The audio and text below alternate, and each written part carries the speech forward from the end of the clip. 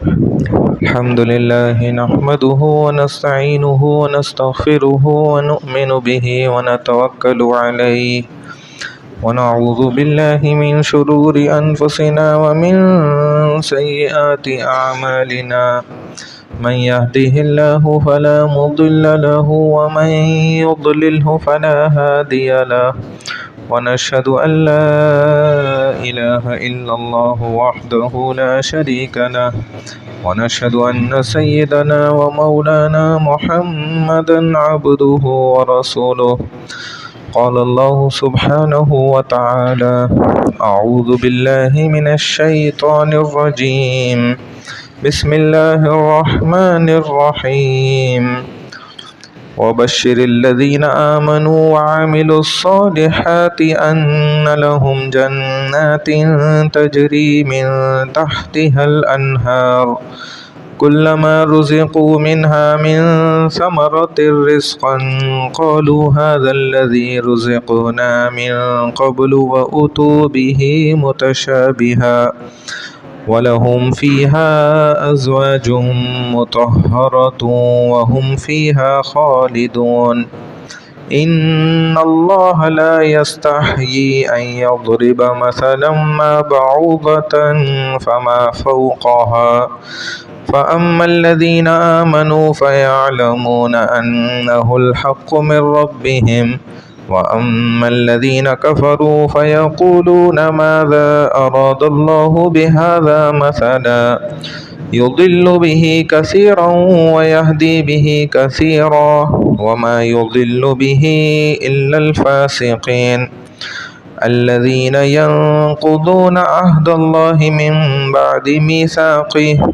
ويقطعون ما أمر الله به أن يوصل ويفسدون في الأرض أولئك هم الخاسرون كيف تكفرون بالله وكنتم أمواتا فأحياكم ثم يميتكم ثم يحييكم ثم إليه ترجعون هو الذي خلق لكم ما في الأرض جميعا ثم استوى إلى السماء فسواهن 7 سماوات وهو بكل شيء عليم صدق اللہ العظیم۔ یہ آیت نمبر 25 سے لے کر 29 تک میں نے تلاوت کی ہے۔ الف لام میم پہلا پارہ ہے قرآن کے اعتبار سے، اور اس کی دوسری صورت ہے سورہ بقرہ، جس کی میں نے آپ کے سامنے یہاں پر 5 آیات تلاوت کی ہیں۔ تو اللہ سبحانہ و تعالی اب یہاں سے ایک بات خوشخبری کی ہمیں سمجھا رہے ہیں۔ وَبَشِّرِ الَّذِينَ آمَنُوا، اصل میں قرآن کا یہ ایک اپنا انداز ہے کہ یہ ترغیب کے ساتھ ترغیب کو بیان کرتا ہے، اور اسی طرح عذاب کے ساتھ جو ہے ثواب کی چیزوں کو بھی ذکر کرتا ہے، ایمان کے ساتھ گناہ گار بے ایمانوں کا بھی ذکر کرتا ہے، جنت کے ساتھ دوزخ والوں کا ذکر کرتا ہے۔ اسی طرح اگر اسلام ایمان کو قبول کرنے والے ہیں تو ان کے مقابلے پر کافروں کا بھی ذکر کرتا ہے۔ اب اس سے پہلے یہ بات ذکر کی گئی تھی آیت نمبر 24 میں، قرآن کریم کی صداقت اور رسول صلی اللہ علیہ وسلم کی نبوت کا انکار کرنے والوں کو کہا گیا تھا کہ تم اس قرآن کی ایک آیت بھی اس جیسی بنا کر نہیں لا سکتے، یہ چیلنج تھا۔ آخری اس سے قبل جو آیت تھی پچھلی آیت نمبر 24، وہاں پر یہ سمجھایا گیا قرآن کریم کی صداقت، سچائی اور رسول صلی اللہ علیہ وسلم کی نبوت کا انکار کرنے والوں کو یہ چیلنج دیا گیا تھا کہ آپ اس جیسی ایک آیت بنا کے لے آؤ تو ہم آپ کو مان لیتے ہیں، پھر تو نہیں ایسا ہو سکا۔ اور اب یہاں پر کیا ذکر کیا جا رہا ہے؟ اس کا الٹ خوشخبری، वबश्शिरिल्लज़ीना, और ए पैगम्बर सल्लल्लाहु अलैहि वसल्लम उन लोगों को खुशखबरी दे दीजिए, आमनु जो ईमान लाए, व आमिलुस्सालिहात और नेक अमल उन्होंने किए, अन्न लहुम जन्नात कि उनके लिए ऐसी जन्नतें हैं, तजरी मिन तहतिहल अनहार जिनके नीचे नहरें जारी हैं, कुल्लमा रुज़िक़ू मिनहा मिन समरतिर रिज़्क़न, जब उन्हें उसमें से कोई फल खाने को दिया जाएगा तो कहेंगे कि ये तो वही फल है जो हमें इससे पहले दिया जा चुका है, अल्लज़ी रुज़िक़ना मिन क़ब्ल व उतू बिही मुतशाबिहा, ये तो उसी की तरह का है, वलहुम फ़ीहा अज़वाजुम मुतहहरा, और इस जन्नत में उनके लिए पाकीज़ा बीवियां हैं, वहुम फ़ीहा खालिदून, और वो इसमें हमेशा रहेंगे। अब यहाँ पर जो बातें समझने की हैं ना, वो क्या है ये समझें कि देखो, तुम डरो उस आग से। अल्लाह ने पिछली आयत में जो बतलाया ना, वहाँ से हम इस बात को जोड़ेंगे। वहाँ फरमाया था कि अल्लती वक़ूदुहा अन्नासु वल हिजारा उइद्दत लिल काफिरीन ना, कि फत्तकुन नार, तुम उस आग से डरो कि जिसका ईंधन काफिर होंगे और पत्थर होंगे, और वो पत्थर कौन से थे? जो उनके अपने बुत थे। यानी कि वो अजियत देने के लिए अल्लाह पाक इनके बुतों को भी उनके साथ जला रहे होंगे। अब इस आयत में अल्लाह फरमा रहे हैं कि खुशखबरी सुना दीजिए ईमान वालों को कि जब आप कुरान पढ़ेंगे तो अक्सर आपको ईमान के साथ अमले सॉलिह का जिक्र भी मिलता चला जाएगा। ये इसलिए होगा कि ईमान जब दिल में मजबूत होता चला जाता है तो अमल अपनी ज़िंदगी में खुद ब खुद आने लग जाता है। अमले सॉलिह ज़िंदगी में खुद ब खुद आता चला जाएगा। हदीस में भी नबी अलैहिस्सलातु वस्सलाम ने फरमाया कि ईमान के 70 शोबे हैं, यानी कि 70 लेवल्स। अपर लेवल जो है ना, सबसे जो आला लेवल है ना, वो क्या है कि बंदा ये कह दे कि ला इलाहा इल्लल्लाह मुहम्मदुर रसूलुल्लाह। ये ईमान का क्या है? सबसे ऊंचा दर्जा, सबसे आला दर्जा ला इलाहा इल्लल्लाह है। और सबसे निचला दर्जा क्या है? अदना, कि एक रास्ते से ना पत्थर आपने हटा दिया। ये किस बात की निशानी है? ईमान की। ये काफिर नहीं करेगा, ये किसका काम है? मुसलमान का, क्योंकि उसके दिल में क्या है? ईमान। ये आखिरी दर्जा है। हम इससे खुद अपना फैसला भी कर सकते हैं कि हमारा ईमान किस लेवल का है, किस दर्जे का है, क्या हम ये करते हैं वाकई। तो ये तो मैंने उन 70 दर्जात में से ना सबसे आला दर्जा बताया और सबसे निचला दर्जा बतलाया। ला इलाहा इल्लल्लाह सबसे ऊंचा, और रास्ते से पत्थर हटा देना उस सबसे नीचा। तो अक्सर इन्नल्लज़ीना आमनू व आमिलुस्सालिहात, इल्लल्लज़ीना आमनू व आमिलुस्सालिहात, आमनू व आमिलुस्सालिहात, अल्लाह कुरान में ना अक्सर ईमान वालों के साथ हमेशा अमले सॉलिह का जिक्र फरमाते हैं। ये किस बात की निशानी है? इसी बात की कि जब ये ईमान दिल में उतर जाएगा तो नेक आमाल खुद निकलना शुरू हो जाएंगे जिस्म से। और नेक आमाल में ईमान के मैंने आपको ऊपर का दर्जा भी बता दिया, निचला भी बतला दिया। तो अब अल्लाह अपने रसूल से फरमा रहे हैं कि आप इनको खुशखबरी सुना दीजिए, इनके लिए जन्नत है जिसके नीचे नहरें जारी होंगी। तो इनको खुशखबरी सुनाएं इस बात की। अब एक इधर नुक्ता ना ये भी है कि इंसान ने जिन जिन नेमतों का तसव्वुर वो कर सकता था, भाई हम इंसान है ना, हम बहुत सी नेमतों का तसव्वुर करते हैं, सोचते हैं कि हमें फ़लानी नेमत भी मिल जाए, हमें फ़लानी चीज़ भी मिल जाए, ये भी मिल जाए, वो भी मिल जाए। तो अल्लाह ना उन सब नेमतों का यहाँ ज़िक्र फरमा रहे, क्योंकि जन्नत तो उसमें से किसी भी नेमत से खाली नहीं है ना। जन्नत में तो वो सारी नेमतें भरी हुई हैं। अच्छा, इंसान उन नेमतों का ना दुनिया में रहते हुए तसव्वुर तो कर सकता है, लेकिन क्या हर नेमत को हासिल भी कर सकता है? نہیں. کتنے انسان ایسے کہ ان کو دنیا کی ہر نعمت حاصل نہیں ہے، ان کے پاس بہت سی نعمتیں نہیں بھی ہیں، ٹھیک ہے، اور اگر وہ نعمتوں کو حاصل کرنا بھی چاہیں اور اللہ نہ دینا چاہیں تو بھی وہ حاصل نہیں کر سکتے، ان کے لیے مشکل ہے. یعنی کہ اس تک رسائی حاصل کرنا ان کے لیے کیا ہے؟ انتہائی مشکل ہے. اسی لیے نا سورہ حامیم سجدہ کے اندر بھی اللہ سبحانہ و تعالیٰ نے فرماتے ہیں فَلَا تَعْلَمْ نَفْسٌ مَا أُخْفِيَ لَهُمْ مِنْ قُرَّةِ أَعْيُنٍ.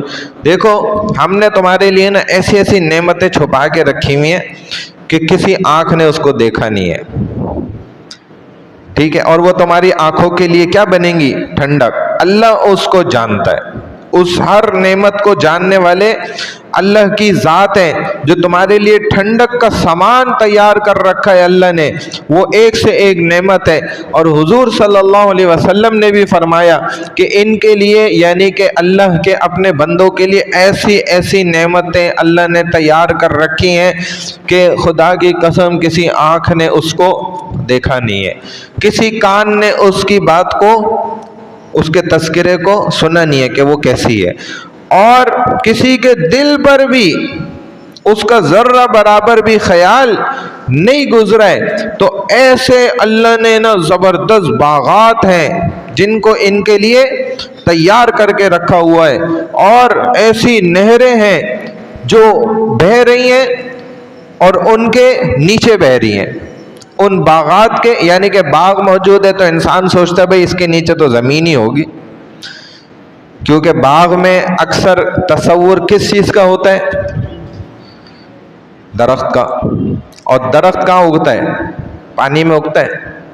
صرف پانی ہے اور پانی میں درخت اگا ہوا ہے، پانی کے اندر کبھی ایسا تصور نہیں ہے. تو اللہ تصور سے آگے بڑھ کر اس کو چیزیں دکھائیں گے وہاں. یعنی کہ آپ خود خیال کریں نا کہ یار یہ کیسے ہو سکتا ہے کہ باغ ہے اور اس کے نیچے نہریں چل رہی ہیں، یہ کیسے ممکن ہے؟ تو اللہ نے اس کا ایک تصور جو ہے نا حضرت سلیمان علیہ السلام کے زمانے میں دکھایا. بلقیس کے محل کے اندر جب حضرت سلیمان علیہ السلام داخل ہوئے اس کے محل میں، دعوت جو آئی تھی آپ نے پورا واقعہ سنا ہوگا، انشاءاللہ آئے گا اسی درس قرآن میں بھی.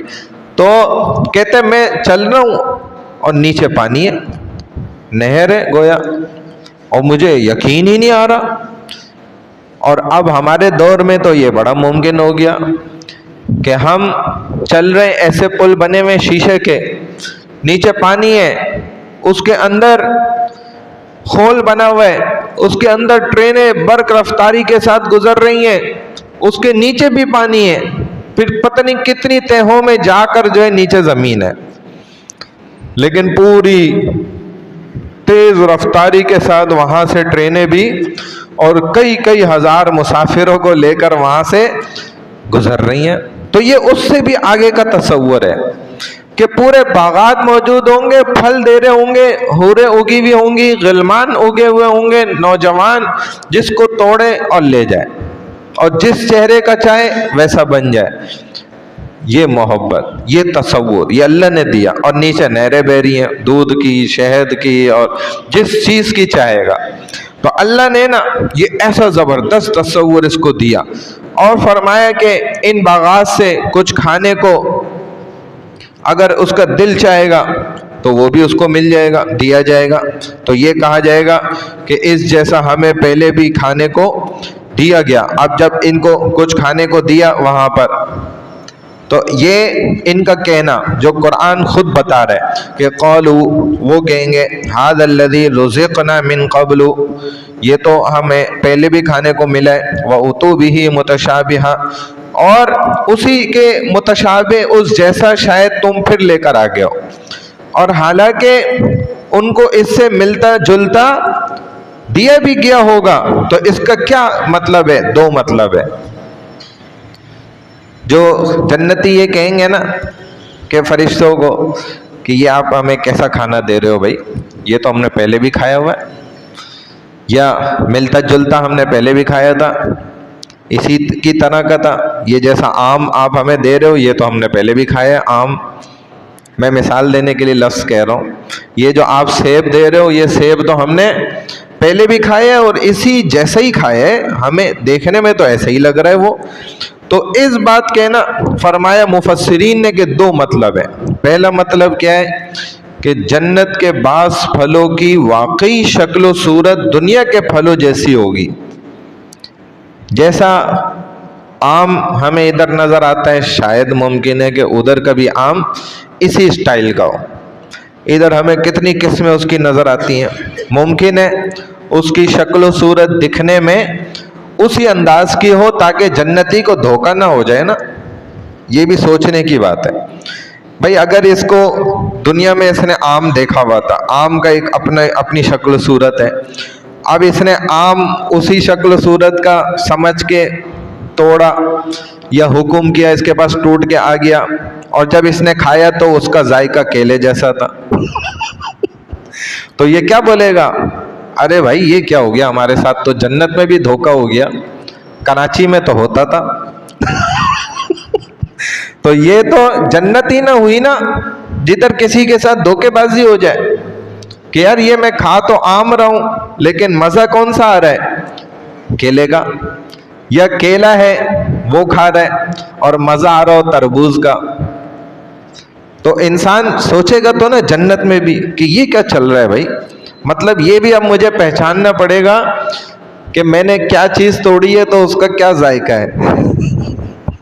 تو اللہ نا اپنے بندے کو وہاں بھی کسی قسم کے شک و شبہات میں نہیں رکھنا چاہتے جنت میں۔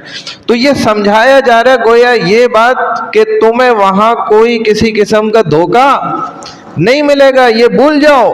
جنت میں ہر چیز تمہاری کسٹڈی میں ہوگی، تمہارے ماتحت ہوگی، اتنا ماتحت ہو کر انسان دنیا میں نہیں کسی کا غلام بن کے چلتا، وہاں چلیں گے، یہ بے جان چیزیں بھی تمہارا کہنا مانیں گی۔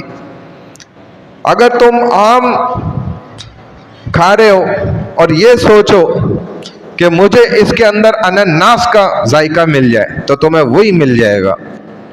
اس قدر یہاں کی چیزیں بھی تمہارے تابع ہو جائیں گی۔ یہ ہوتا ہے نا کہ انسان کچھ کھا رہا ہے اور ایک دم وہ سوچ لے کہ مجھے ذائقہ کچھ اور مل جائے، میں دال کھا رہا ہوں مجھے ذائقہ کڑھائی والا مل جائے، اور یہ ہوتا بھی ہے بعض دفعہ، دنیا میں بھی ہو جاتا ہے۔ بعض ایسے پکانے والے ہم نے خود ان کو دیکھا کہ دال بھی ایسی بناتے ہیں کہ اگلے کی کڑھائی سے بھی زیادہ مزیدار، ایسا ان کے ہاتھ میں جادو۔ تو جنت تو دھوکے کی جگہ نہیں ہے بھائی، وہ تو آپ کے تابع ہو جانے والی جگہ ہے۔ تو دو مطلبوں میں سے نا انہوں نے فرمایا کہ اس کے دو مطلب میں سے ایک مطلب تو یہی ہے شکل و صورت دنیا کے پھلوں جیسی ہوگی، لیکن اللہ نے فرمایا کہ ان کو کھا کر دیکھو، شکل وہی ہے لیکن ذائقہ الگ ہوگا، خوشبو الگ ہوگی اور لذت اس کی مزہ الگ ہوگا، یہ الگ نظر آئے گا، تمہیں محسوس ہوگا۔ دوسرا مطلب یہ فرمایا کہ انہیں جنت میں پہلے دن جو پھل دیا گیا تھا، دوسرے دن بھی جب وہی پھل ان کو ویسا ہی دیا جا رہا ہوگا تو وہ دیکھیں گے تو کیا کہیں گے؟ یہی بات کہیں گے کہ ارے یہ تو بالکل ویسا ہی ہے جیسا ہم نے کل کھایا تھا، پہلے جیسا کھایا تھا بالکل ہمیں ویسے ہی نظر آ رہا ہے، وَأُتُوا بِهِ مُتَشَابِهًا، یہ تو تم ویسے ہی لے کر آ گئے، یہ کیا بات ہو گئی؟ تو انسان کی بھی یہ اپنی عادت ہے، وہ کیا کرتا ہے؟ ہر دفعہ الگ الگ کھانا کھانا چاہتا ہے۔ بھائی تم پھر رات میں یہی دال لے کر آ گئے، دوپہر میں تو دال کھائی ہے یہی میں نے، ابھی کچھ اور بنا لیتی بیگم، تمہیں بھی ہر دفعہ ایک ہی چیز بنانے کی عادت پڑی ہوئی ہے، جان چھڑانے کی عادت ہے تمہارے اندر۔ تو انسان بھی کیا چاہتا ہے دنیا میں کہ میں ہر وقت میں الگ چیز کھاؤں، ایک ہی چیز مستقل۔ اس پر مجھے ایک واقعہ یاد آیا اپنے سب سے بڑے بھائی کا۔ وہ ایک دفعہ سہروزے میں چلے گئے، نہیں چلے میں گئے، ہاں چلے پہ گئے، تو کہیں سوات میں یا کس جگہ نا ان کی تشکیل تھی، تو بتانے لگے کہ وہ وہاں سے گزر کے ہم گئے، ایک پل تھا جو وہیں کے گاؤں والے خود بناتے ہیں یا فوجی بناتے ہیں، تو ایک پہاڑی سے دوسری پہاڑی کی طرف راستہ عبور کرنے کے لیے، اور وہ ایک ہی راستہ تھا، تو ہم لوگ اس کو کراس کر کے وہاں چلے گئے. ابھی ہم نے وہاں 10 دن یا کچھ ایسے تھے وہ گزارنے تھے. تو اللہ کی کرنی یہ ہوئی کہ دوسرے یا تیسرے دن نا طوفان چلا، آندھی چلی، وہ پل سارا ٹوٹ گیا. اب جب ٹوٹ گیا تو تقریباً 1 ہفتے تک تو موسم ہی بڑا خراب رہا، تو گاؤں والے وہ پل نہیں بنا سک رہے تھے. پھر انہوں نے فوجیوں سے رابطہ کیا تو کہتے ہیں تقریباً 2 ہفتے بعد فوجی آئے سارا سامان لے کر کہ یہ پل بنانا ہے. اب 2 ہفتے تک ادھر جو ہے نا صرف کیلے کے ہی باغات تھے. تو کہتے ہیں ہم 14 دن تک نا کیلے ہی کھاتے تھے. 1-8 دن تو ہمارے پاس جو تھوڑا بہت سامان تھا وہ ہم نے پکا لیا، اس کے بعد کیلے سٹارٹ ہو گئے. اب جب جس کو بھوک لگے تو گاؤں والے کیلے لے کر آ جائیں، ان کے پاس اور کچھ ہوتا ہی نہیں تھا. وہ تو پل سے جاتے تھے پھر جا کے کچھ اور لے کر آتے تھے. اناج تک بھی نہیں، نہ روٹی بنا سکتے ہیں نہ چاول ہے. اب کیلے پہ دن رات گزر رہا ہے، ناشتے میں بھی کیلا، دوپہر میں بھی کیلا اور رات میں بھی کیلے پر کیلا. تو بھائی بتاتے ہیں کہ جب 5-6 دن گزر گئے نا تو ہمارے ساتھیوں کی یہ حالت تھی کہ وہ قسمیں کھاتے تھے، خدا کی قسم اگر تو نے کیلا دکھایا نا تو تیری خیر نہیں ہے، پھر دور ہٹا لے کیلا ہم سے. سالن میں بھی کیلا، ہر جگہ کیلا ہی کیلا. تو بتاتے ہیں ہم لوگ روزہ رکھ لیتے تھے، جب سحری میں ہوتا تو کیلا ہی ہے، کیا کریں مجبوری ہے. جب افطاری ہوتی تو کیلا ہی ہے. کہتے ہیں جب یہ 15 دن گزرے نا ہم اللہ سے تہجد میں بھی یہی دعائیں مانگتے تھے کہ یا اللہ یہ پل بنا دے خدا کے لیے، ہماری کیلے سے جان چھوٹ جائے. 15 دن ہم نے کیلے پہ گزارا کیا، اور کچھ ہوتا ہی نہیں تھا. تو انسان دیکھو ایک چیز کھا کے کیا ہو جاتی ہے، اس کی عادت، تھک جاتا ہے. یہی تو بنی اسرائیلیوں نے کیا. من و سلوا، من اور سلوا یہ 2 ڈشیں تھیں تتر بٹیروں کی، اور یہ اللہ کے ہاں وہاں سے پک کر نیچے اسپیشل طریقے سے آتی تھی، فل پروٹوکول کے ساتھ، فرشتے لا رہے ہیں. اور بنی اسرائیلی کھاتے کھاتے کھاتے آخر میں کیا کہا انہوں نے کہ بھائی ہم تو اس کھانے سے تنگ آ گئے، اب یا اللہ یہ کھانا ہمیں اور نہیں کھانا. موسیٰ منع کر دو اللہ کو، ہمیں نہیں چاہیے. بتائیں.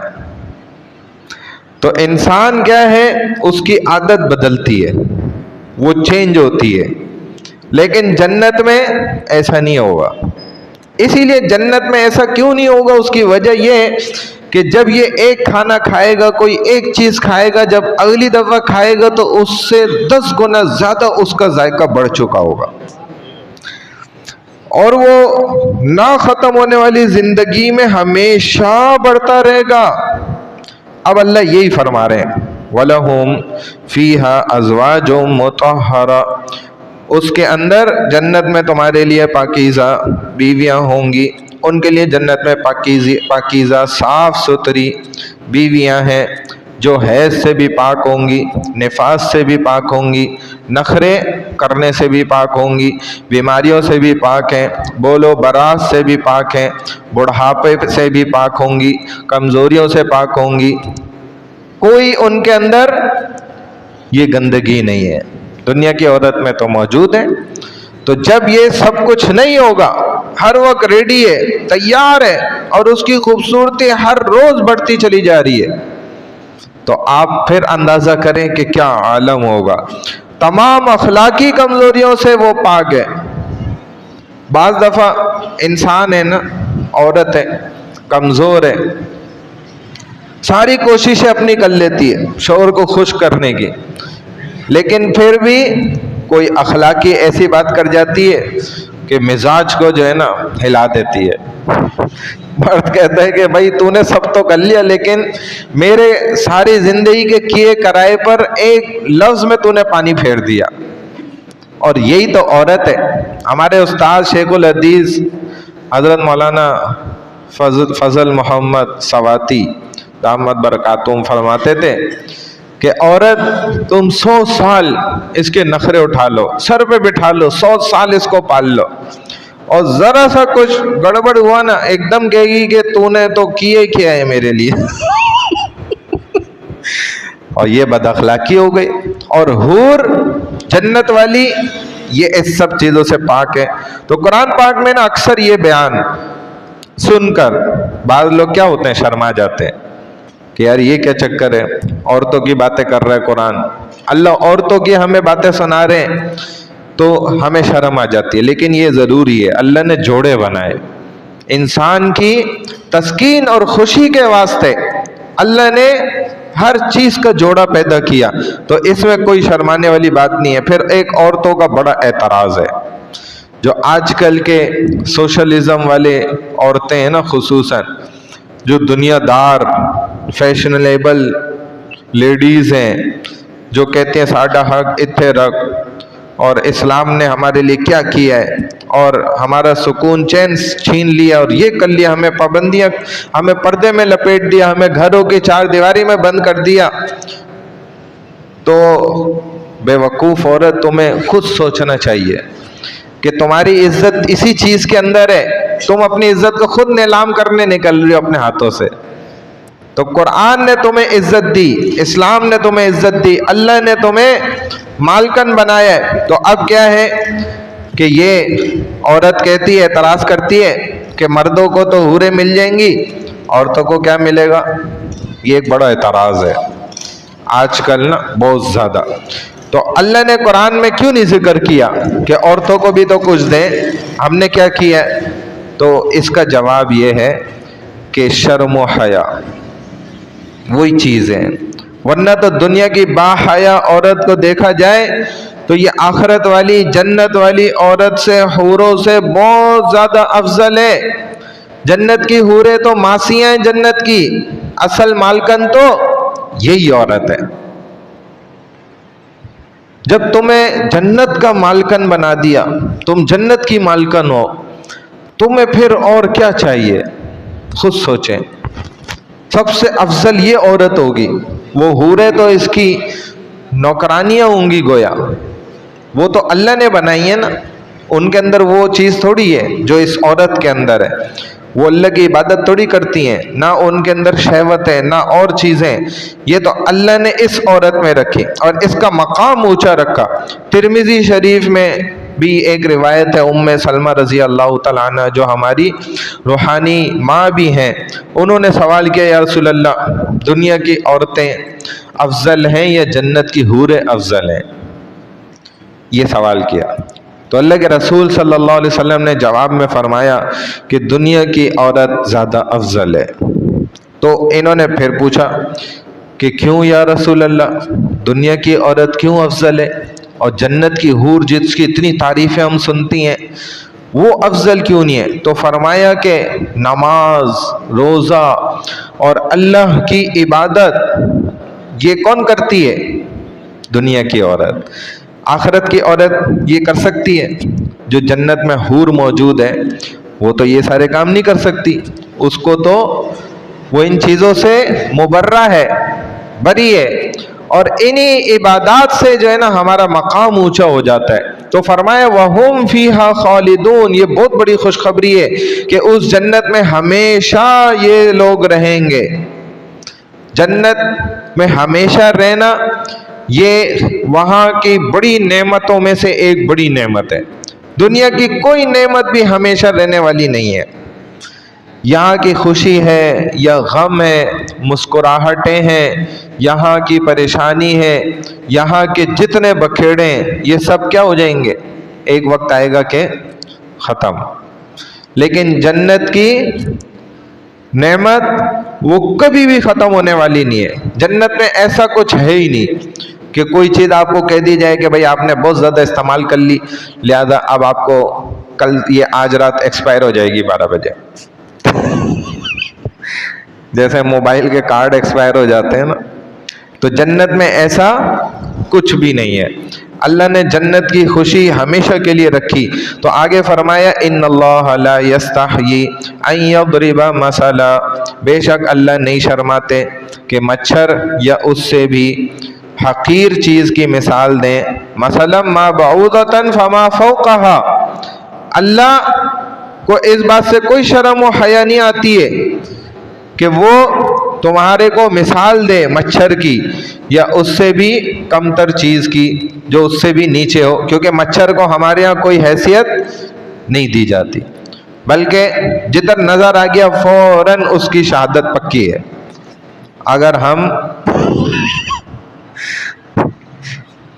اگر ہمارے اندر اتنی طاقت ہے کہ ہم اس کو مار سکتے ہیں تو اس کی شہادت کیا ہے؟ بالکل پکی ہے مچھر کی۔ حالانکہ اللہ کی کتنی بڑی نعمت ہے مچھر بھی، ہم انسان بنا سکتے ہیں ایسا مچھر، اللہ نے بنایا ہے، اور کتنی قیمتی چیز ہے، لیکن ہم اس کو ون شاٹ میں اس کا کام تمام کر دیتے ہیں۔ تو بہرحال اللہ نے مچھر یا اس سے کمتر چیز کی مثال دینے میں کوئی شرم و حیا بیان نہیں کی۔ اللہ اپنے بندوں کو سمجھانے کے لیے قرآن کریم میں مختلف مثالیں بیان کرتے ہیں تاکہ معقول کو محسوس سے اور مجہول کو معلوم سے، یعنی کیا مطلب کہ معقول جو عقل سے سمجھ آنے والی چیز ہے نا، اس کو محسوس کرنے والی چیز سے نا سمجھایا جائے۔ جیسے میں اس کو دیکھے، میرے پاس عقل ہے، میں اس کو ٹچ کر رہا ہوں، چھو رہا ہوں، تو مجھے پتہ چل رہا ہے یہ ٹھوس ہے۔ تو معقول سے محسوس کو سمجھانا، یا جس کو معلوم نہیں ہے تو معلوم مجہول سے معلوم چیز کو سمجھانا، یہ اللہ قرآن میں کرتے ہیں، ایسی مثالیں بنا کر پیش کرتے ہیں۔ مچھر ہمیں نظر آ رہا ہے تو اللہ دکھا کے اس کی مثال دے رہے ہیں کہ بھائی مچھر جس کو کوئی اوقات نہیں دی جاتی، حیثیت نہیں دی جاتی، اللہ اس کی بھی مثال دے سکتا ہے، اور وہ کیا چیز ہے اس سے کمتر بھی ہو تو اس کی بھی اللہ مثال دے سکتا ہے۔ اور اللہ نے اس مچھر کو ہی نمرود کی ناک سے اندر گھسا کے بیڑا غرق کرا کے بھی ثابت کیا ہے۔ اللہ نے دکھایا ہے کہ نمرود پھر کیا کرتا تھا، وہی نمرود بادشاہ جو لوگوں کو کہتا تھا میرے پاس آؤ تو پہلے سجدہ کرو، اب کیا کہتا تھا کہ آؤ تو پہلے میرے سر پہ ایک جوتا مارو۔ جب وہ جوتا مارتے تھے تو مچھر ہلتا تھا، تھوڑی دیر رک جاتا تھا، تو اس کو تکلیف میں تھوڑا سا آسانی ہوتی تھی۔ جب وہ ہلنے لگتا تھا تو دماغ میں تھا، تکلیف بڑھ جاتی تھی۔ تو جوتے اللہ نے اس کو اس کے تخت پر ہی بٹھا کے جوتے لگوائے، اور یہ ایک مچھر کی برکت سے اللہ نے کر کے بھی دکھا دیا یہ کام۔ تو مجہول کو معلوم بنا کر اللہ پیش کرتے ہیں انسان کو سمجھانے کے لیے، اپنے بندوں کو سمجھانے کے لیے، انہی کے حساب سے اللہ مثالیں دیتے ہیں۔ بعض دفعہ انسان بڑا علم والا ہوتا ہے اور عام انسان کو نا، کم علم والے کو اپنی بات نہیں سمجھا پا رہا ہوتا ہے۔ دنیا میں ایسا ہوتا ہے، جو بڑے عالم فاضل ہوتے ہیں نا، ہمارے یہ استاد شیخ عطاء الرحمن صاحب جو بوجھا ایئر لائن میں شہید ہوئے تھے، یہ اتنے مختصر الفاظ میں اتنی جامع بات کرتے تھے، ہمیں ان کی بات کبھی سمجھ ہی نہیں آتی تھی، کبھی کبھی ایسا بھی ہوتا تھا۔ تو ہم کئی دیر تک سوچتے رہتے تھے کہ انہوں نے کیا بات سمجھائی ہے، تو وہ ان کا رتبہ اتنا اونچا تھا اور ہمارا بہت نیچے تھا، تو ہم ان کے لیول کی بات کو نہیں سمجھ پا رہے ہوتے تھے۔ تو لیکن اللہ ایسے تھوڑی ہے، اللہ چاہے جتنے علم والے جتنے بڑے، لیکن وہ اپنے بندوں کو سمجھانے کے لیے ان کے لیول پہ آ کر بات کر دیتے ہیں۔ اللہ کے پاس یہ طاقت ہے، اللہ اس چیز کو سمجھتے ہیں، انسانوں کی طرح نہیں ہے اللہ کہ بڑا علم ہے تو اپنے بندوں کو سمجھا ہی نہیں سکتے، اب سمجھانا ان کے لیے مشکل ہو جائے، لیکن اللہ کے لیے یہ سب آسان ہے۔ جو بتوں کی پوجا کرتے تھے ان کو مثال دی، ان کے بتوں کی مثال مکڑی کے جالے کی طرح ہے، جیسے مکڑی کا جالا بہت ہلکا ہوتا ہے، ان کے بتوں کے آگے یہ ان کے پوجا کرنے والے مٹھائیاں رکھتے تھے، اور مکھی آتی تھی کھا کے جلی جاتی تھی، اور وہ بت اس مٹھائی کو، اس مکھی کو کھانے سے روک نہیں سکتے تھے۔ تو یہی فرمایا کہ جیسے مکڑی کا جالا ہے، ہوا چلی مکڑی نہیں روک سکتی اپنے جالے کو ٹوٹنے سے، تو یہ مٹھائی جو بت کے آگے رکھی ہے مکھی کھا کے جا رہی ہے۔ یہ ہمارے ادھر بھی ہوتا ہے، چائے رکھی ہے نا، مکھی آ گئی اس پہ، تو ایک صاحب بولتے ہیں بھائی مکھی پی رہی آپ کی چائے، اس سے پہلے آپ پی لیں۔ اور یہ مکھی بھی بڑی عجیب مخلوق ہے۔ حدیث میں نبی علیہ السلام نے فرمایا کہ یہ کسی بھی مشروب میں آ کر نا ڈبکی مارتی ہے، سوئمنگ کرتی ہے، تیرتی ہے، اندر آتی ہے چھلانگ مارتی، جیسے اندر ڈوبتی ہے نا تو اپنا ایک جو پر ہے نا مرض والا، بیماری والا، ایک پر میں شفا ہے ایک میں بیماری ہے اس کے، تو بیماری والا پر فوراً اندر ڈال دیتی ہے تاکہ دوسرا پر بچ جائے، اور شفا والے پر اس کو نہ بچا لیتی ہے، تو بندہ اس کو نکال کے باہر پھینک دیتا ہے، اور ابھی بیماری اس کے مشروب میں چلی گئی ہے۔ تو نبی علیہ السلام نے فرمایا کہ جب ایسا ہو جائے یہ آدھی ڈوبی ہوئی ہے تو اس کو پورا ڈبو اور پھر نکال کے پھینک دو اور پھر پی لو، کیونکہ جس سے مرض ہوا تھا دوسرے پر سے شفا آ گئی اس میں۔ اب پی لو گے تو کوئی بیماری نہیں لگے گی، ورنہ پی لو گے، اور ہمارے لوگ تو یہ کبھی بھی نہیں کر سکتے، جس نے آج تک پریکٹیکلی مشقی طور پہ یہ کام نہ کیا ہو وہ نہیں کر سکتا، دیہاتی لوگ کر لیتے ہیں، وہ بچپن سے اپنے بڑوں کو یہ کرتے دیکھتے ہیں تو کر لیتے ہیں، ہم تو ایسا دیکھتے نہیں ہیں، تو اس لیے ہمیں کرنا بھی ہمارے لیے مشکل ہے۔ بات نہیں سمجھ آئی؟ تو بہرحال یہی فرمایا کہ وہ مکھی ان بتوں کے آگے رکھی ہوئی مٹھائی کو کھا کے چلے جاتی ہے، اور یہ بت اس کو روک بھی نہیں سکتے۔ بعضوں نے کہا ہے کہ اللہ ایسی چھوٹی مثالیں کیوں دیتا ہے؟ تو فرمایا اللہ تمہارے تانوں کی وجہ سے مثالیں دینا چھوڑ نہیں سکتا، اگر تم تانا دیتے بھی رہو گے تو اللہ کو اس بات سے بھی کوئی فرق نہیں پڑتا۔ فَأَمَّا الَّذِينَ آمَنُوا فَيَعْلَمُونَ أَنَّهُ الْحَقُّ مِنْ رَبِّهِمْ، ایمان والے تو اپنے رب کی طرف سے نازل کردہ مثال کو حق سمجھتے ہیں۔ ہاں، ایمان والوں کی نشانی کیا ہے کہ وہ اللہ نے جیسی بھی مثال دی ہو نا اس سے ان کا ایمان اور بڑھتا ہے۔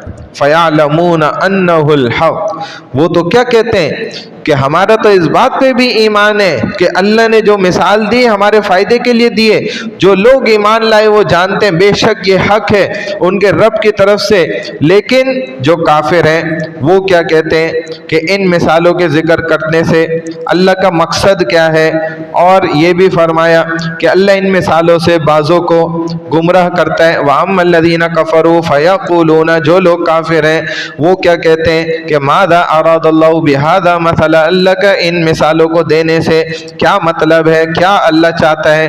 یضل بہ کثیرا ویہدی بہ کثیرا، تو اللہ نے جواب دے دیا کہ اللہ ان مثالوں کے ذریعے سے بہت سے لوگوں کو ہدایت دے دیتا ہے اور بہت سے لوگوں کو گمراہ کر دیتا ہے۔ اللہ کسی کو گمراہ نہیں کرتا، قرآن کسی کو بھی گمراہ نہیں کرتا۔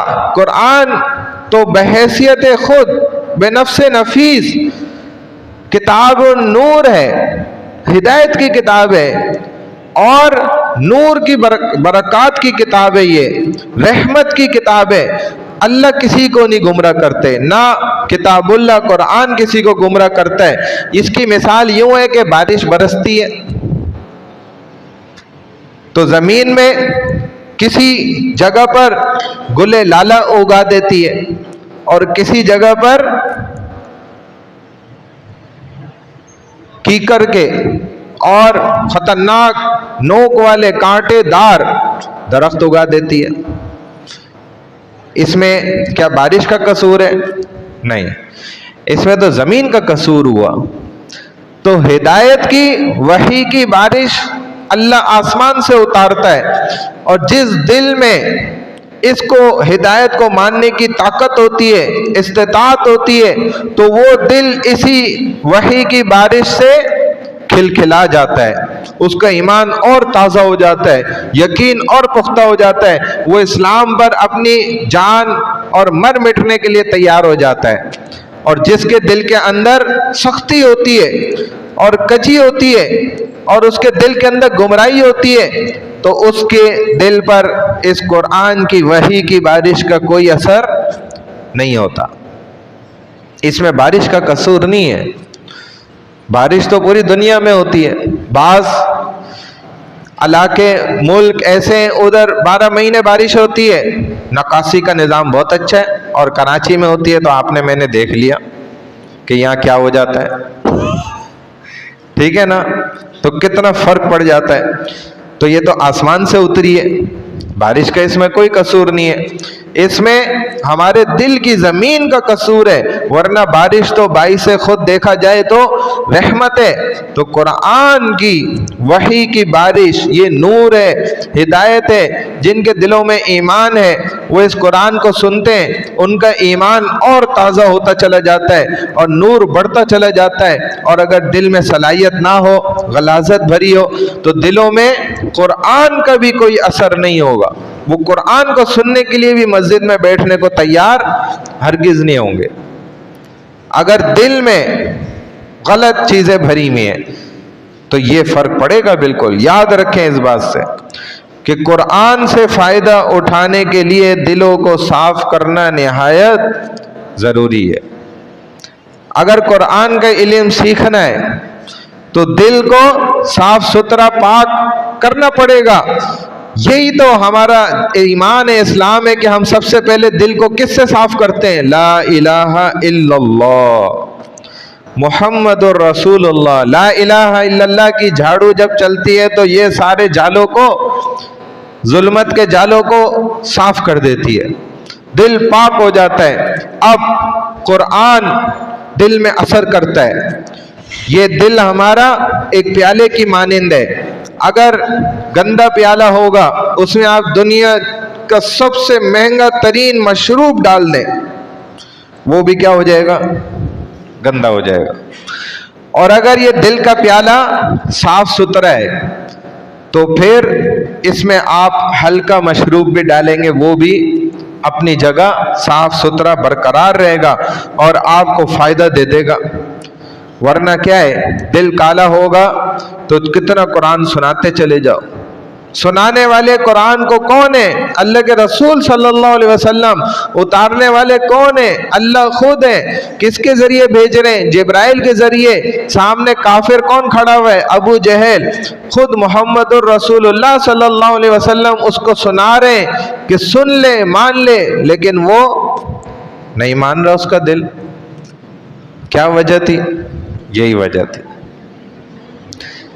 کہ دل اس قابل ہی نہیں اس نے چھوڑا، خود اللہ نے اس قابل نہیں بنایا، اللہ نے اس کو پیدائشی ایسا تھوڑی پیدا کیا تھا، وہ تو صاف ستھرے دل کے ساتھ پیدا ہوا تھا۔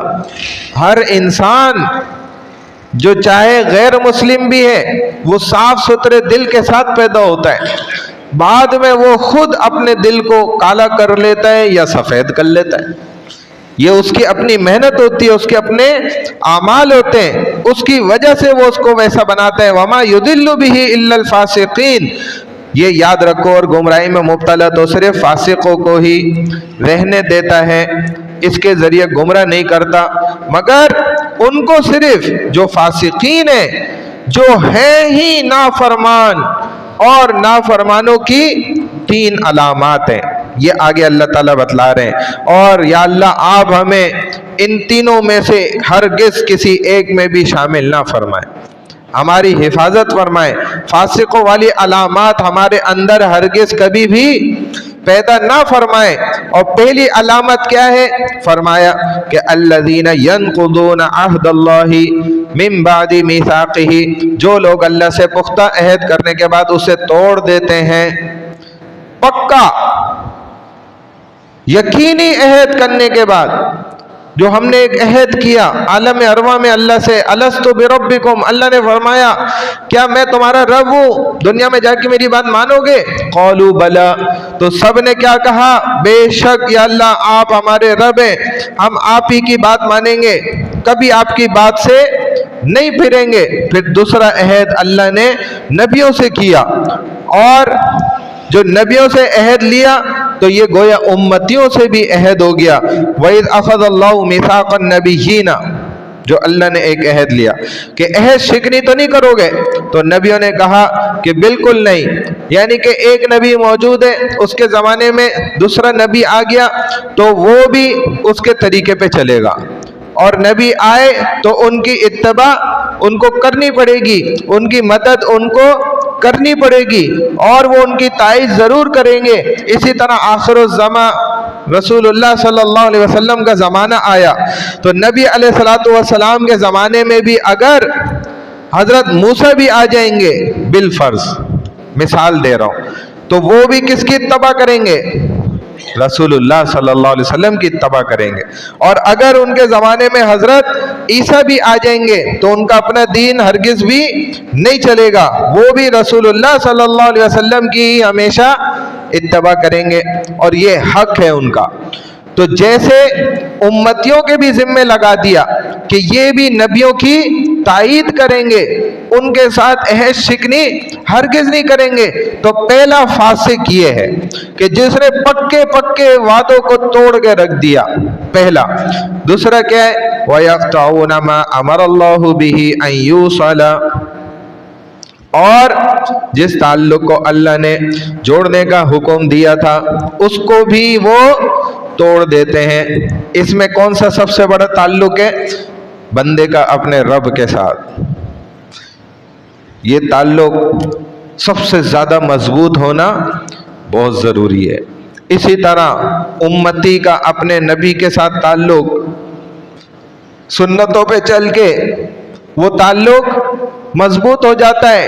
رشتہ داروں کا تعلق ہمارے ساتھ یا ہمارا ان کے ساتھ تعلق، ایک مسلمان کا دوسرے مسلمان کے ساتھ تعلق، ایک انسان کا دوسرے انسان کے ساتھ تعلق، یہ سارے تعلق، کسی تعلق کو وہ توڑتا نہیں ہے۔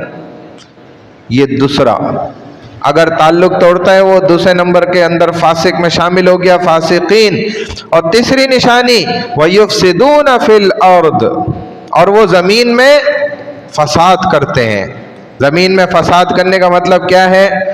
کفر کرنا یہ فساد ہے، شرک کرنا یہ فساد ہے، ظلم و ستم کرنا یہ فساد ہے، مال کے لیے دنیا میں جھگڑے کرنا، لڑائیاں کرنا، فساد مچانا یہ فساد ہے، اللہ کی نافرمانی کرنا یہ فساد ہے، نبیوں کو گالی دینا، برا بھلا کہنا، صحابہ کو گالی دینا یہ فساد ہے، مقدس کتابوں کی توہین کرنا یہ فساد ہے۔ تو یہ کون لوگ ہیں؟ فاسقین، گناہگار۔ اولئک هم الخاسرون، یہی لوگ خسارے میں ہیں پکے۔ کیف تکفرون باللہ وکنتم امواتا فاحیاکم، تم اللہ کے ساتھ کیوں کر کفر کرتے ہو؟ تم کس کا انکار کرتے ہو؟ یہ سوچنے کی بات ہے۔ سوچو تو صحیح، کس رب کا انکار کر رہے ہو؟ جو اللہ ساری طاقتوں والا ہے، جس نے ساری کائنات کو بنایا، اس اللہ کا انکار کر سکتے ہو؟ کرو گے تو تم جاؤ گے کدھر؟ وَكُنْتُمْ أَمْوَاتًا، وہ اللہ تو وہ ہے کہ جس نے، تم بے جان تھے، تم میں کوئی جان نہیں تھی تو اس نے تمہیں زندہ کیا، فَأَحْيَاكُمْ ثُمَّ يُمِيتُكُمْ، پھر موت دے گا، ثُمَّ يُحْيِيكُمْ۔ تو ایک کافر آیا، اس نے ایسے ہڈی اٹھائی پرانی بوسیدہ، اور رسول اللہ صلی اللہ علیہ وسلم کے سامنے ایسے یوں مسل دی، مسل کے اور ایسے کر کے کر دیا، وہ ہوا میں اڑ گئی۔ تو کہنے لگا اے محمد تیرا رب اس کو بنائے گا دوبارہ؟ بتاؤ ذرا، اس کو بنا کے دکھائے گا تیرا رب دوبارہ؟ تو رسول اللہ صلی اللہ علیہ وسلم نے فرمایا کہ اس کو پہلے بھی اس کو بنایا، یہ تو آسان ہے بنانا جو تو نے کیا، جب یہ نہیں تھا تب میرے رب نے بنا کے دکھایا، تو بنائے گا، تم کو کھڑا کرے گا دوبارہ۔ تو یہی یہاں پر فرمایا کہ ثم یمیتکم، پھر تم کو موت دے گا، ثم یحییکم، پھر تم کو زندہ کرے گا، ثم الیہ ترجعون، پھر اسی کی طرف تمہیں لوٹ کر جانا ہے، کسی اور کی طرف نہیں جاؤ گے۔ یہ بھول جاؤ کہ تمہارا موت کا دیوتا الگ ہے، زندگی کا دیوتا الگ ہے، روزی روٹی کا دیوتا الگ ہے۔ نہیں بھائی، ہمارا تو ایک ہی رب ہے، وہی موت دیتا ہے، وہی زندگی دیتا ہے، وہی کھلاتا ہے، وہی پلاتا ہے، وہی سب کچھ کرتا ہے۔ ہر چیز اس ایک کے ذمے، ایک کے پاس ہے، ساری طاقتیں، کوئی طاقتیں اس کی کہیں بھی ادھر ادھر بٹی ہوئی نہیں ہے۔ ایسا بھول جاؤ کہ وہ کوئی اور تمہیں موت دے گا، کوئی اور زندہ کرے گا، کوئی اور تمہیں روزی روٹی دے گا، ایسا ہرگز نہیں ہے۔ هو الذی خلق لکم، یہ آخری آیت ہے، هو الذی خلق لکم ما فی الارض جمیعا، وہی اللہ ہے جس نے تمہارے لیے سب کچھ پیدا کیا۔ اے انسانوں، سب کچھ یاد رکھو، زمین میں، آسمان میں، کائنات میں جو کچھ یہ اللہ نے سب بنایا ہوا ہے، پھیلا ہوا ہے، یہ سب تمہارا ہے۔ تم اس غلط فہمی میں نہیں رہو کہ یہ فلانے کا ہے، وہ فلانے کا ہے، وہ مال فلانے کا ہے، وہ فلانے کی چیز ہے، وہ فلانے کی ہے۔ یہ ہماری سوچ غلط ہو گئی، یہ ہماری بھول ہے، اس کی نہیں ہے۔ یہ اللہ نے سب کے لیے بنائی ہے دنیا، بھلے وہ عارضی ابھی اس کا مالک بنا ہوا ہے، لیکن وہ بہت جلد اسے چھوڑ کر چلا جائے گا، اور یہ اس کو یاد نہیں رکھیں گے۔ یہ تو بے جان چیزیں جو جاندار اس کے اپنے دل جن کے دھڑک رہے ہیں، سانسیں جن کی چل رہی ہیں، جسم جن کے حرکت کر رہے ہیں، وہ ان کو بھلا دیں گے، نہیں یاد رکھیں گے۔ اور پوتے پوچھ رہے کہ بتاؤ دادا کی قبر کون سی ابا؟ تو ابا کہہ رہے ادھر ہی کہیں بنائی تھی ہم نے، ابھی مجھے صحیح یاد نہیں آ رہی۔ یہ میں آنکھوں دیکھا آپ کو بتا رہا ہوں واقعہ، یہ ہوگا۔ وہ کہا جائے گا کہ ہم اپنے آپ کو سمجھتے کہ ہم بڑے اہم ہیں، اور یہی ہمارا دھوکہ تھا، اور یہی دھوکہ ہم سب کو لگا ہوا ہے۔ تو وہ ان کا نہیں ہے۔ یاد رکھیں، زمین میں جو کچھ ہے اللہ نے سارے انسانوں کے لیے پیدا کیا۔ اللہ نے دنیا کو تمہارے لیے پیدا کیا، اور تمہیں اللہ نے کس کے لیے پیدا کیا؟ آخرت کے لیے۔ انسان کو اللہ نے کس کے لیے پیدا کیا؟ آخرت کے لیے۔ رسول اللہ صلی اللہ علیہ وسلم سے بھی پوچھا گیا نا، تو آپ نے بھی یہی فرمایا کہ نبی علیہ الصلوۃ والسلام فرماتے ہیں اللہ نے دنیا کو تمہارے لیے پیدا کیا، اور اے بندے تجھے اللہ نے اپنے لیے پیدا کیا ہے، آخرت کے لیے پیدا کیا، اس دنیا کے لیے نہیں پیدا کیا۔ اس دنیا کی کوئی حیثیت نہیں ہے۔ شداد نے اس دنیا میں اپنی جنت بنائی فرعون کے زمانے میں، بنی اسرائیلیوں، اور کیا ہوا؟ کتنے سال محنت کر کے اس نے ساری نعمتیں ادھر اکٹھی کری، برہنہ عورتیں چھوڑی، جنت والا پورا ماحول بنایا، نہریں چلائیں، شہد کی، دودھ کی، مشروبات کی، ایک سے ایک وی آئی پی محلات تیار کیے، سونا چاندی اکٹھا کیا اور محلات کھڑے کر دیے شداد۔ اور جب جبرائیل سے پوچھا گیا یہ بتائیں آپ کو کس کی موت روح نکالتے ہوئے، جب اس کا وقت آ گیا نا، اللہ نے بولا مارو اس کو، اسرائیل کو، تو آپ کو افسوس ہوا ہو۔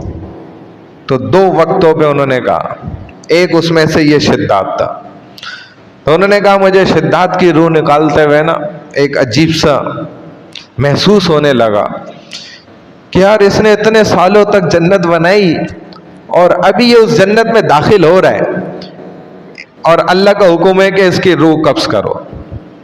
تو ایک قدم اس کا الٹا باہر تھا، سیدھا قدم اندر ہوا میں جا رہا تھا، اور وہیں پہ اسرائیل نے روح قبض کر لی۔ اپنی جنت میں روح نکلتے ہی وہ گرنے لگا، تو حکم ہوا دھکا دو باہر، اندر سے باہر دھکا دیا، تو وہ اندر نہیں گرا، باہر گرا، کہ اس کو اس کی جنت میں بھی مر کے بھی نہیں گرنے دیں گے۔ اور یہ ادھر بھی ہوا کراچی میں، وہ جناب ڈاکٹر صاحب نا 30 سال لگا کے آئے ڈاکٹریٹ کر کے، ہارٹ اسپیشلسٹ، اور ان 30 سالوں میں انہوں نے نا کراچی کے اندر ہی اپنا محل نما پورا بنگلہ تیار کروایا، 30 سال کی محنت میں۔ اور وہ ادھر پہنچے کہ اب وہ میں نے دیکھنا ہے، تو ایئرپورٹ پہ ہی نا ان کا ادھر ہی انتقال ہو گیا، نہیں دیکھ سکے۔ اور ایسے بہت سے واقعات ہوتے ہیں، یہ کوئی ایک واقعہ نہیں ہے۔ تو فرمایا ثم استوى الى السماء، پھر کیا ہوا؟ پھر وہ اللہ مستوی ہوا آسمان پر، فسواہن سبع سماوات، اور انہیں درست کر کے اس نے 7 آسمان بنا دیے، 7 آسمان۔ جب اللہ ٹھہر گیا، مستوی ہو گیا، چھا گیا، تو اللہ نے کیا کیا پھر؟